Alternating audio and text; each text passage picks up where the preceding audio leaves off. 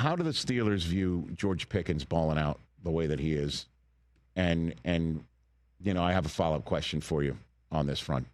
How do they view that? Well, one, probably not surprising, because they know he's an ultra-talented player. Right. He has a quarterback. He's playing with a quarterback who, still can spin it and be very productive with Dak Prescott. So none of that is a surprise, nor should it be a surprise. But that isn't the reason why they got rid of him. So why is it? Why is it? Let's get down to some brass tacks, because he was disruptive. He was disruptive in the locker room, Rich. Late for meetings, late for games. I was told that his teammates were fed up with it. It's only going to be a matter of time, probably, before the same happens in Dallas, if it hasn't already. But that's the biggest reason they did it. Now, would have it looked wonderful to have that tandem with DK Metcalf? Yeah. Absolutely. But it's part of the reason why they brought in DK Metcalf, because they knew they were going to move on from George Pickens.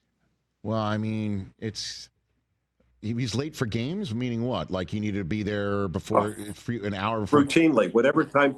Whatever time, Rich, he was supposed to show up, and I don't know what that is. Right. He was always late. And I will give you a quick example. Do you remember the incident last year where, the television reporter reported that he was going to play, would be on limited snaps? They got the information from Mike Tomlin. And the reason why that misinformation was transmitted to I believe, Tracy Wolfson, if I'm not mistaken, is because that's what Mike Tomlin knew without talking to George Pickens, because he didn't show up on time. He wasn't there. And when he reported to the stadium late, they had to take him by ambulance with a police escort to the hospital to have a quick MRI or X-ray. And when he came back, they said he can't play. So that was an example right there of him showing up late, and then it becoming a little bit of embarrassing for Mike Tomlin, giving some misinformation to the TV reporter 90 minutes before the game. So it looks like none of that's happening in Dallas, or he did. Were they like nodding their heads, seeing him standing next to CeeDee Lamb before the game, and then getting flagged, hugging the goalpost? Jerry, right? Is that what you're saying? And I didn't hear why he sat down the opening series, right? But I'm sure it was probably for some no, which I'm sure, knowing George, is probably occurring in Dallas.